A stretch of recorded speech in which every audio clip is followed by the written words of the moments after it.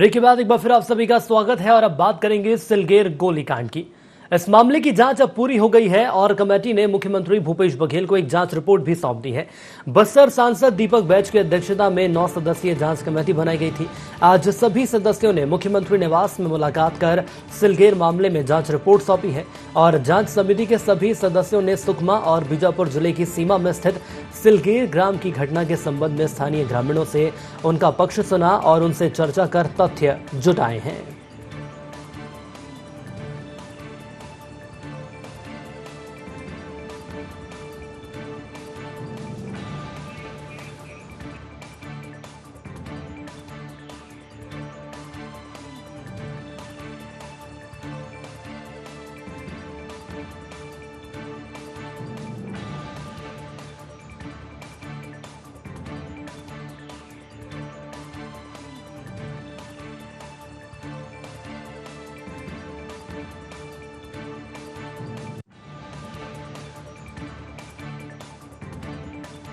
माननीय मुख्यमंत्री भूपेश बघेल जी ने बस्तर के विधायकों के साथ 9 सदस्यीय जांच दल का गठन किए थे और ये दल गया आंदोलन स्थल सिलगेर 3 तारीख को। वहां प्रत्यक्ष रूप से ग्रामीणों से बातचीत किए और 2 दफे बातचीत हुई और सभी परिस्थितियों को जानने की कोशिश किए और उनकी मांग, उनकी समस्याओं को भी हम लोगों ने जानने की कोशिश की। तो 8 बिंदुओं पे उनकी मांगे आई। 8 बिंदुओं पे हम लोगों ने बिंदुवार उनसे डिस्कस किए और समाधान करने के लिए हम लोग हर पहलुओं पे बातचीत हुई और उन 8 बिंदुओं पे माननीय मुख्यमंत्री भूपेश बघेल जी को कमेटी ने अपना रिपोर्ट सौंपा है।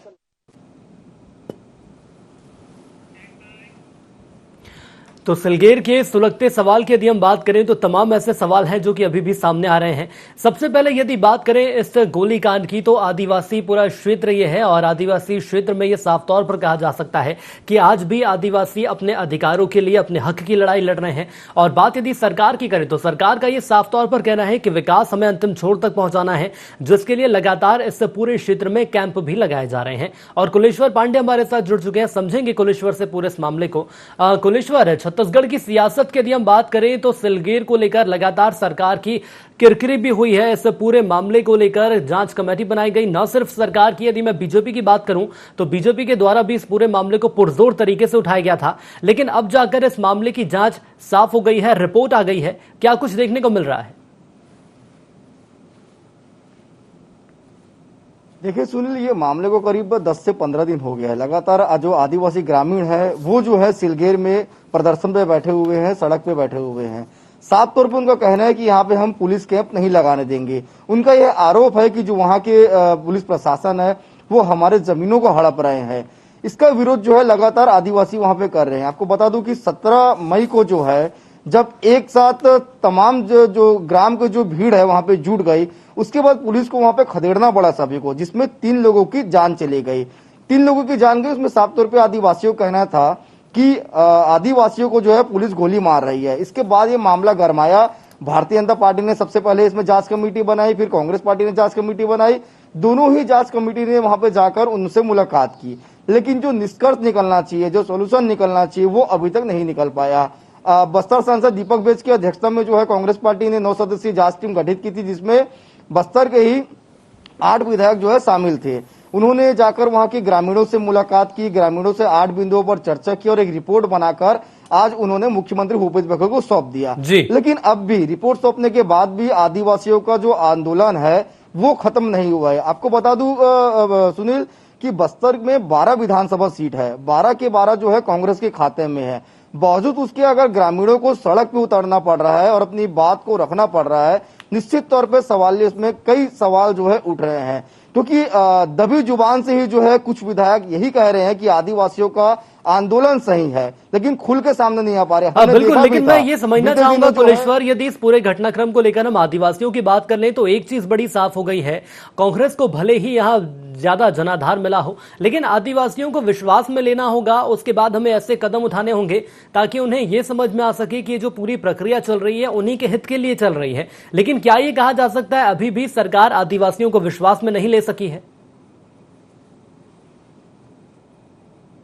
निश्चित तौर पे अभी भी सरकार जो आदिवासियों को विश्वास में नहीं ले पाई है, और ऐसा नहीं कि ये आदिवासियों का ये आंदोलन जो है पहली बार हो रहा है।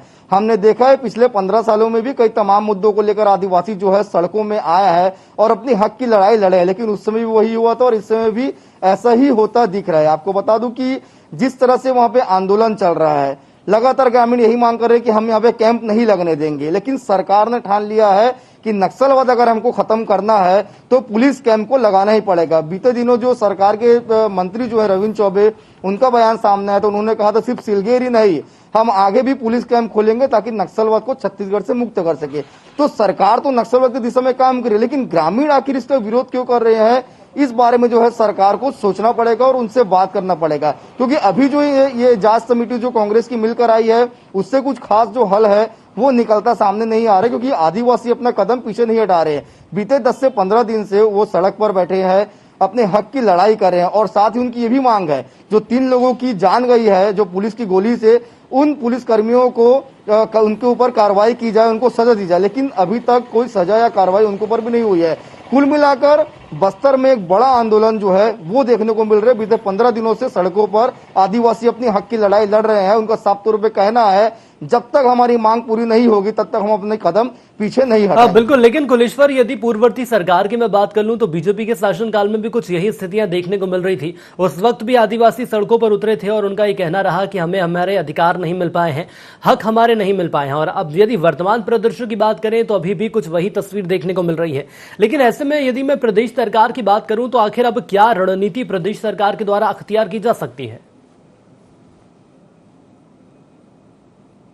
देखिए, चूंकि आज ही जो है रिपोर्ट को कमेटी ने सौंपा है मुख्यमंत्री भूपेश बघेल को, निश्चित तौर पे उसमें प्रशिक्षण किया जाएगा और साथ ही क्या कुछ उसमें बेहतर किया जा सकता है, आदिवासियों की जो मांग है किन मांगों को पूरा किया जा सकता है, उसमें जाकर विचार होगा।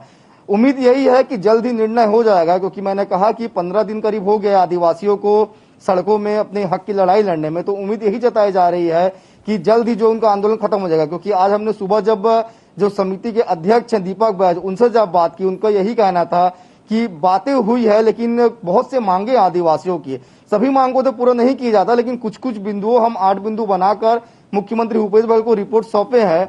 जल्द ही हम उम्मीद करते हैं कि उनका धरना खत्म हो जाएगा, ऐसा दीपक बैज का कहना था। लेकिन आदिवासी भी अपने हक की लड़ाई के लिए डटे हुए हैं, वो पीछे हटने को तैयार नहीं है। अगर उनको हटना रहता तो पहले ही हट जाते। 15 दिन तक वो सड़कों में अगर बैठे हैं तो निश्चित तौर पे जो उनकी मांग है वो मांग अपनी मनवा कर ही अपना विरोध प्रदर्शन खत्म करेंगे, ऐसा इससे प्रतीत हो रहा है। लेकिन क्या कुलेश्वर ये माना जाए सरकार की जो नीति है, अब उस नीति में कोई परिवर्तन हमें देखने को मिल सकता है? हो सकता है कि सरकार के कुछ नुमाइंदे जाएं, आदिवासियों से मुलाकात करें, बातचीत करें, उन्हें विश्वास मिले और उसके बाद जो सरकार की नीति थी उसे धीरे धीरे आगे बढ़ाएं। देखिए, चूंकि हमने देखा था इसके पहले भी जो है भारतीय जनता पार्टी के कुछ दल वहां पे जो कमेटी गई थी, लेकिन उनको पहले ही रोक दिया गया था। उसके बाद फिर उन्होंने कोशिश किया, फिर उनको आगे जाने दिया गया। तो दोनों ही पार्टी के नेता तो मिल गए हैं, लेकिन निश्चित तौर पे सरकार चूंकि कांग्रेस की है, 70 विधायकों के साथ बड़ी बहुमत है, बस्तर के 12 सीट जो है कांग्रेस पार्टी के पास है।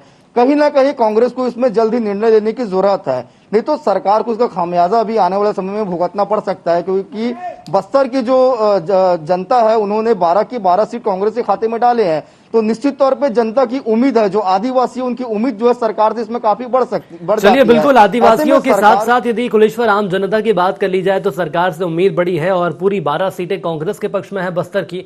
और ऐसे में यदि विश्वास में लेकर काम किया जाएगा तो ज्यादा बेहतर प्रदेश के आम जनता के साथ साथ आदिवासियों के लिए भी होगा। हमारे साथ जुड़ने के लिए आपका बहुत धन्यवाद। तो सिलगेर गोलीकांड मामले की जांच पूरी हो गई है, रिपोर्ट सीएम को सौंप दी गई है, लेकिन देखना होगा कि आखिर इस मामले में सरकार के द्वारा जो नीति अपनाई गई है, क्या इस नीति में कोई बदलाव किया जाएगा? क्योंकि प्रदेश का आदिवासी आज भी विश्वास में लेने को आतुर है कि सरकार यदि उन्हें विश्वास में लेगी तो उनके विकास के लिए जो राहें हैं वो ज्यादा आसान हो जाएंगी। और इसी के साथ IND स्पेशल में इतना ही। दीजिए इजाजत, नमस्कार।